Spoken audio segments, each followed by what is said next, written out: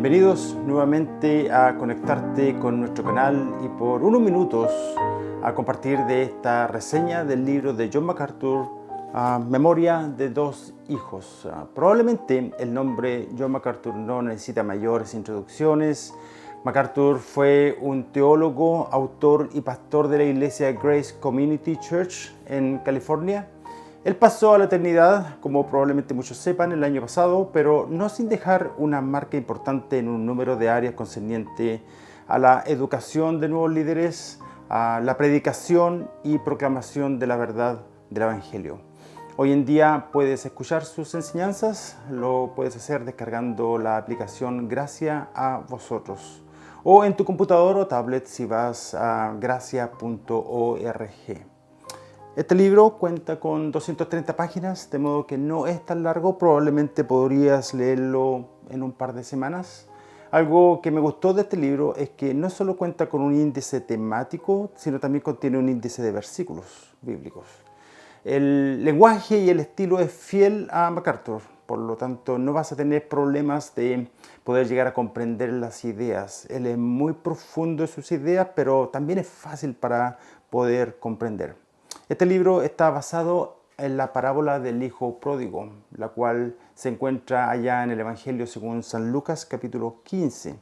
Por cierto, esta es una de las historias más dramáticas que se encuentra en las Escrituras y ha sido un motivo de inspiración para muchos autores y productores de obras literarias, ya que Jesús narra aquí de forma extraordinaria, una obra maestra de literatura. Tal vez si la podríamos comparar a alguna historia del Antiguo Testamento, tendría que ser a la historia de José y sus hermanos allá en los últimos capítulos del libro de Génesis. El libro consta de 5 partes donde el autor de manera magistral describe los aspectos más importantes alrededor de esta historia. Básicamente en torno a esta familia y a los religiosos de ese tiempo. Empezando, describe las parábolas, enfocándose en el contexto, la cultura del momento, las circunstancias del Oriente Medio, con una descripción rica y detallada del sistema religioso y hostil al cual se enfrentaba el Señor Jesús. Recordemos que estos rechazaban a aquellos con quienes Jesús se asociaba, y todo parte desde ahí, lo cual da lugar a la presentación del tema central de la parábola del hijo pródigo. MacArthur llama la atención de sus lectores, recalcando los matices de esta historia, la cual, a pesar de solamente tratarse de 22 versos, es una obra literaria de proporciones que apela a la imaginación y que transmite un poderoso mensaje lleno de emociones, de perdón, de amor, de tristeza, de advertencias muy serias. El mensaje del hijo pródigo despierta en sus oyentes un sinnúmero de imágenes, de recuerdos y emociones que son propios de la historia y de la cultura hebrea.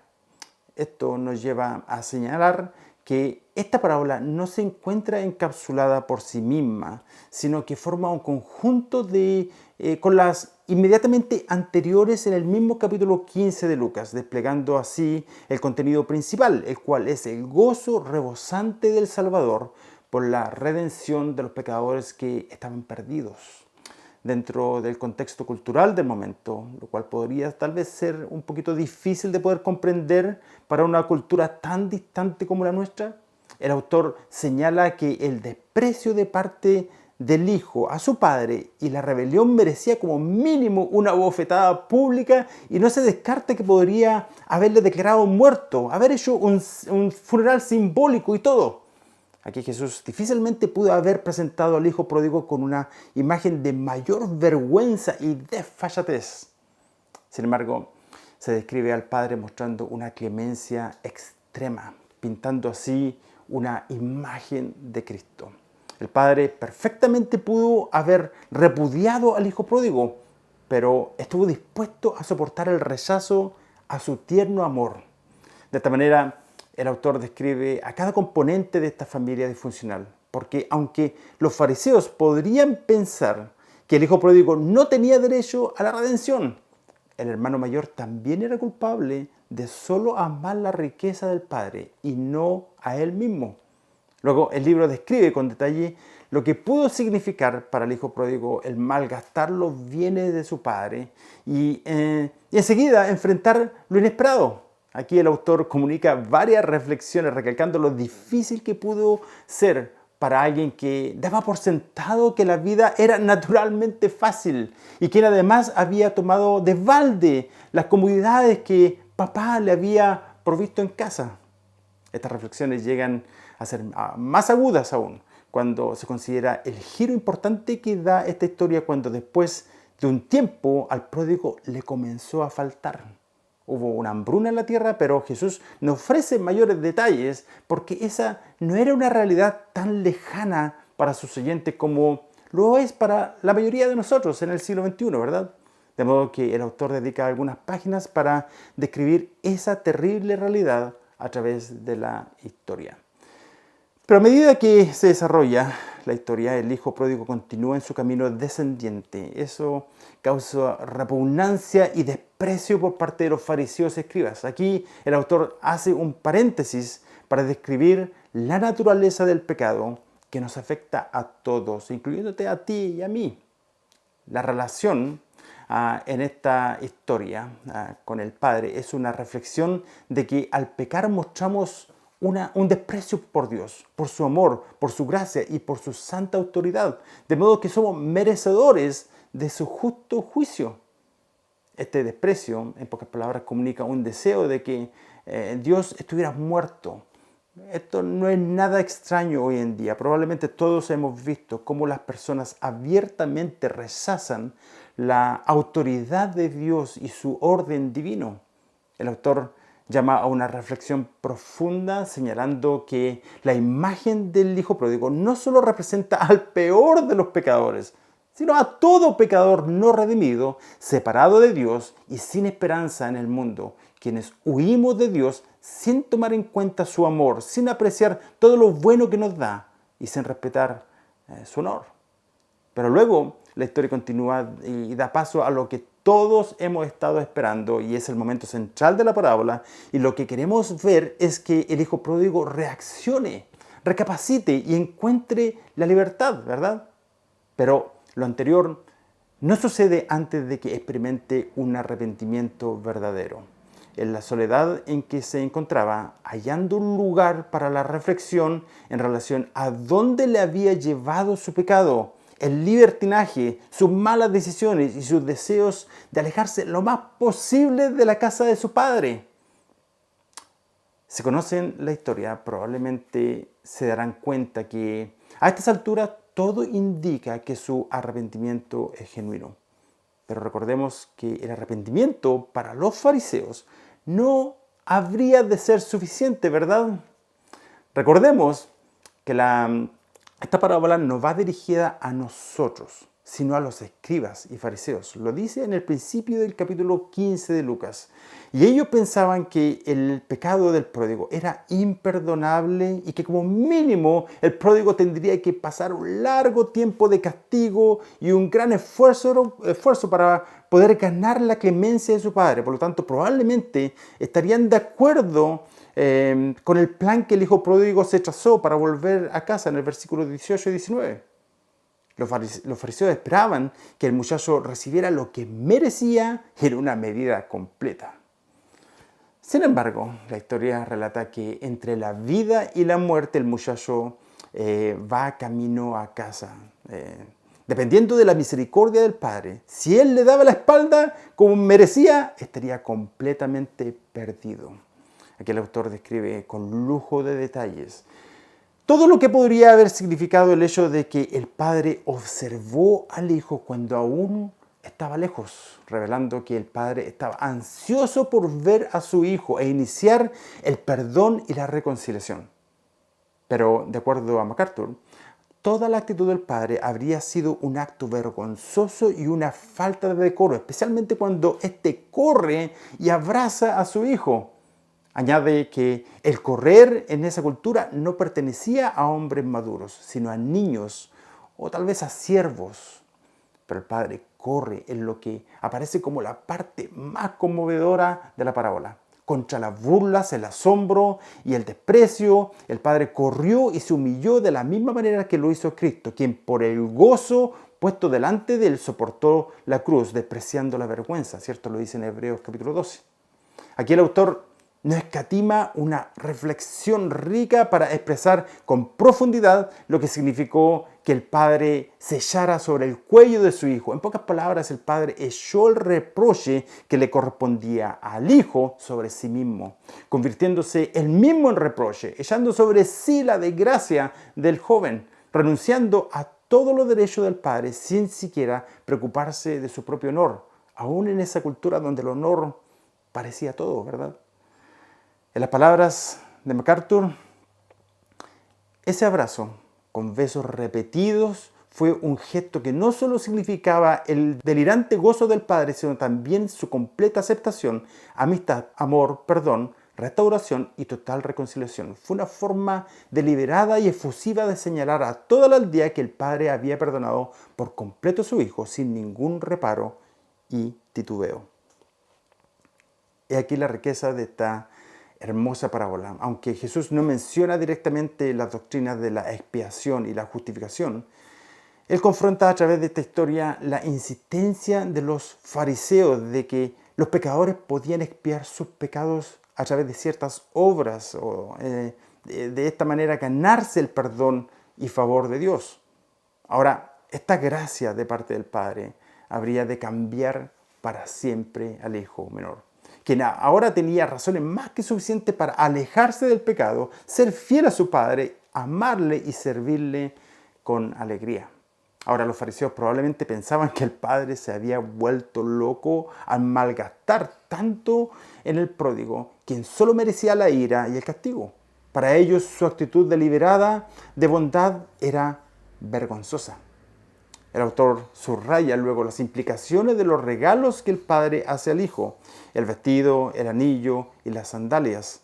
Su extravagancia comunicaba a sus oyentes que el Padre aceptaba al Hijo en forma inmediata y total y que le restauraba por completo a su condición de Hijo. Pero esta historia no termina ahí, ya que la gracia y el favor demostrado al Hijo pródigo tenía consecuencias en relación al Hijo mayor, quien a estas alturas había heredado el derecho de todo lo que había quedado de la propiedad. El autor luego revela lo que en su interpretación es la verdadera razón por la cual el Padre hizo una gran celebración, la cual va más allá de solo esta parábola, sino que subraya la enseñanza principal a través de las tres parábolas que son parte de este discurso. Estas son la parábola de la oveja perdida, la parábola de la moneda perdida y del hijo pródigo. En pocas palabras, la celebración no se trata del Hijo, sino del Padre, quien se estaba regocijando por tener la oportunidad de perdonar y restaurar al Hijo. Esto tiene que ver con la redención que el Padre había provisto. Esto representa una celebración de la exagerada gracia del Padre amoroso para con pecadores, arrepentidos, creyentes, pero totalmente indignos. Pero luego continúa describiendo la enseñanza principal de la parábola, encarnada por el hermano mayor, quien es una figura de los fariseos.